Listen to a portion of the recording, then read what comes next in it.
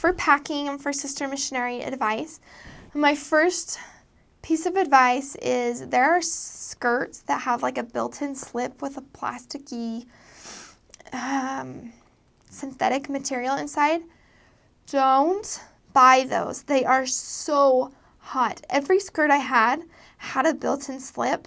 You will not wear a slip. It will tell you in your packet to buy them. Unless you're wearing a white skirt that needs it, you're not going to wear them. They're so hot. They just make sweat drip down your legs. Gross, I know. Sorry for painting that picture for you. So I got to my mission. It was so hot. It was June. It was 110 degrees with like 110% humidity, if that's even possible. It was so hot. The gum I had melted. Gum melts. Any sugary, like Starbursts or anything like that melts. They eat like just hard candies because everything melts. So it's really hot. I took a pair of scissors and I cut out my slips. I made sure the fabric was opaque enough to not see through it, but it was so hot. So you want the coolest thing you possibly can. So one layer of a skirt, no more, unless it's a white skirt. Secondly, I had like the same t-shirt in every color, and then like black and white and neutral skirts that could go with any color, which I thought was a great idea, but the shirts I had were more form-fitting. They were kind of tighter, and by the time 10 or 11 o'clock hit, I had sweat down to my belly button. I know that's so gross, but you're going to sweat so much. So you really need to have looser shirts, which is the style now anyways, so that's good news. Pencil skirts are kind of hard just because of walking. You're going to have times where you're going to have to walk super fast, and your walking ability is limited in a pencil skirt. You can still take some for like a zone meeting or different meetings you have, or Sundays when you go to church in the morning. They're totally fine. Just make sure they're not like a really tight fitting one. Please make sure your skirts are below your knee as well. There were a lot of sister missionaries who struggled with that because it's harder to find longer skirts in countries like that, but you need to have them a little bit longer. Shoes. I could not wear closed-toed shoes. I know that was like the rule or what it said in the handbook. I got permission from my mission president's wife to wear sandals because I just always hate it when my feet are hot, but it's so hot there and it makes your feet sweat and smelly, and it can get funguses with them closed-toed. So I wear sandals. I had a pair of Keens that I really liked, but my very favorite shoes were Tevas. They were so ugly that I almost didn't buy them. And when I was almost to the cash register at the store before I left on my mission, I went back and got them and purchased them. Best decision of my life. So comfortable. They lasted the whole time. I didn't need to repair them. They were just in such good condition. So they, by far, the best shoe. I know other sister missionaries like Chacos, but those kind of rubbed my toes weird, so I didn't love them. What else? So loose clothes. You might want one sweater just for when you go to air-conditioned buildings because you'll freeze yourself. It'll feel awesome at first, and then your sweat gets cold on you and you get really cold.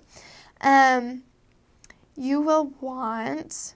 Okay, so the suitcase situation, I really regretted what I did. If you're looking at buying luggage, I had a really big one on 4 wheels, and then I had a set with like a medium size and a small size. So I had a large, medium, and small.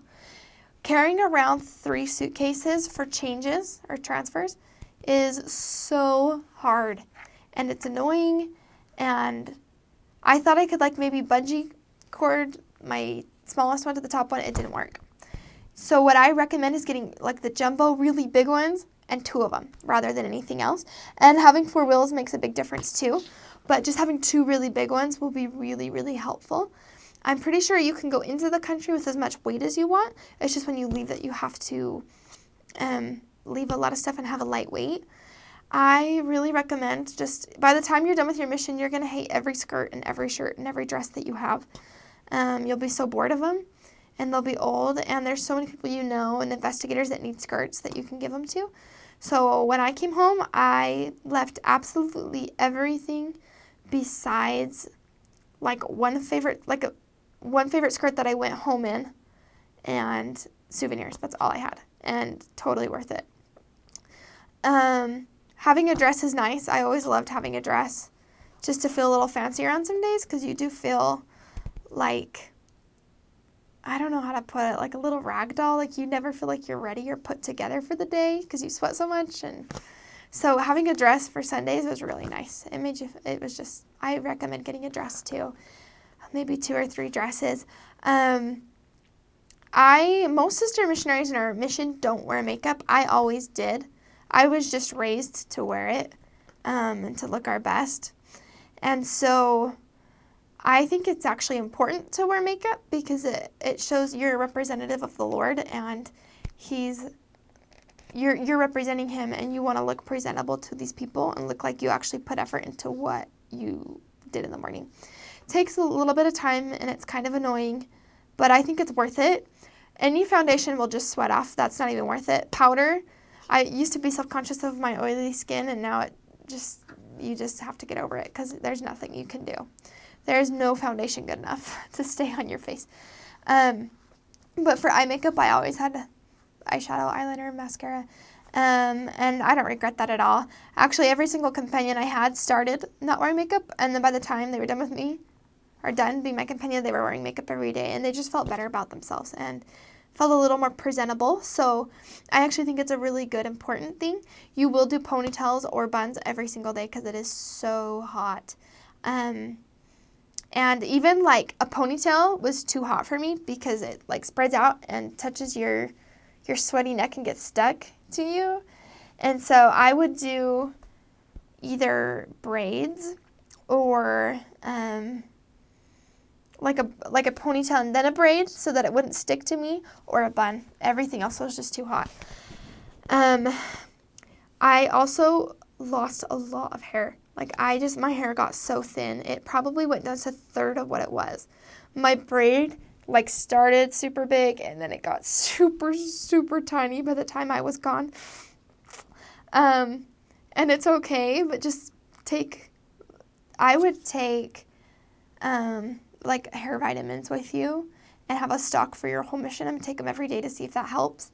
It probably won't because the diet is so unhealthy and the water is so dirty that you shower in. I know that's gross, but you actually tie, in a lot of houses, you tie a rag to the top of the shower, which isn't a shower head, it's like a pipe, and it catches all the dirt in the rag, and then the water comes through. So because of that, you might lose a lot of hair, so really take good care of it. And it broke a lot too. I had to cut off a lot of hair when I came home to kind of catch up to where the breakage was. Another thing too is haircuts there. Don't get your hair cut. Every sister missionary I talked to told them that they only wanted los puntos, just like split ends. They tell them this much, they cut this much. Every time. You will regret it. And if you are blonde, don't even trust them. Don't let them get anywhere near your head with a pair of scissors. I just let my hair grow, and it was past my belly button when I came home. And I cut off 8 inches, and then I just cut off more. But you just let it grow because you can't trust anyone. I had one trim in the middle, and I let an American sister just trim it for me because I just didn't trust anyone. So yeah, I think being a sister missionary there, you'll get a lot of attention if you're North American. But it's a wonderful place, and the sisters are well taken care of. Well treated. There's not very many sister missionaries in the mission. They kind of go through waves of not sending any North Americans, and then they send a couple, and then they don't send any. When I left, there were only 2 North Americans for the majority of my mission, and then there were more afterwards. So, I mean, that would be my packing advice, and my sister missionary advice is just cool sandals, lots of bug spray, and you're going to love it. It's so much fun. So, towards the end of my mission, they changed it to where sister missionaries are supposed to wear pants when proselyting. And I was, at the time, a sister training leader, so we went shopping with our mission president's wife at the mall, and we purchased nice dress pants, and we had to go to all the zone conferences and model them for everybody. And we felt very awkward, and having everyone kind of drop their jaws like, a sister missionary is not in a skirt. It was kind of, I wouldn't say traumatizing, but it was just a good experience, I guess. But so you need to have like 2 pairs of pants that'll say in your packet. That is actually a really good thing. President Bush is awesome.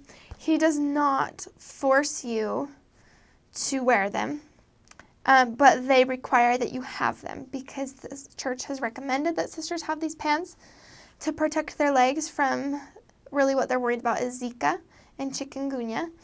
And so it's good to have them. I actually wore them sometimes, and I actually liked them. They were a little bit hotter, but at the same time, it was really nice for certain rainy days. So it was really weird getting used to, and we didn't do it every single day, but we did do it on days that we'd be out tracting all day, and we didn't really have as many lessons. And we were in the street all day, we'd really try to wear the pants. So wear them. They need to be like brown or gray or black or a neutral color, no bright colors. When I went shopping with Sister Bush for the pants, they were actually more tapered. I wouldn't have called them like skinny jeans, but there you just could not find any like wide-legged pants at all. So if you're having a hard time finding like straight wide pants, you're probably okay to get some that are a little bit more fitting, but we don't want really tight pants. But that was kind of an adventure. Make sure you have them. Certain areas, there won't be so many mosquitoes. If like you're in the cold part, during the cold part of the year, you might not need to wear them. But during the really hot tropical rural parts, it's worth it. I struggled with mosquito bites. My feet were so bitten. I had like 25 mosquito bites on the bottoms of my feet. And I had a really hard time walking, and my feet swelled, and my ankles were so swollen that my Velcro sandals didn't fit me, and I had to go purchase a new pair of shoes. That's not normal. That's just me. I'm really, really allergic. But if I would have been able to wear pants during those times, that would have helped me so much. So it's really worth it. Also, I wouldn't worry too much about getting a mosquito-borne disease. I have seen sisters get chikungunya. But the really scary one is Zika because, well, it's not that scary. I was just told that if you have Zika and then get pregnant, your child could have birth defects. But if you have it and then get rid of it and years later have a baby, you'll be fine. It's just if you're pregnant while having Zika, which as a sister missionary, you won't have that problem.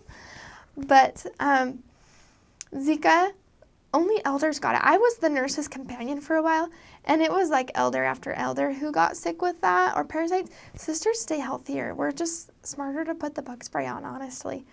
So even though the elders wore the pants, they still got this mosquito-borne diseases, and the sisters stayed better. But it is nice to have it for reasons. So anyways, just get some pants and make sure they have a little room to grow because you may gain some weight and they're really hard to find in Honduras.